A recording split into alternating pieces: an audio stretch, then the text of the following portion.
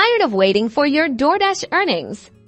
Good news! I'm about to show you how to ditch the bank transfer wait and grab your cash instantly using your DasherDirect virtual card at an ATM. First, open your DasherDirect app and make a mental note of your current balance. This will help you keep track of how much you can withdraw.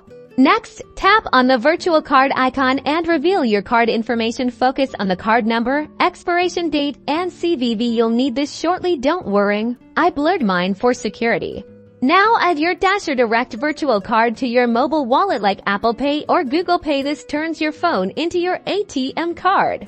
Head to an ATM that supports contactless payments. It will have the contactless symbol displayed. Hold your phone near the reader, just like you would for any other contactless payment. Follow the ATM's prompts. You'll likely need to select debit as the card type, then enter your DasherDirect PIN. If you don't remember your PIN, you can reset it in the DasherDirect app. Choose the amount you want to withdraw, keeping in mind any potential ATM fees from the ATM operator. DasherDirect doesn't charge ATM fees at MoneyPass ATMs, but other ATMs may charge a fee.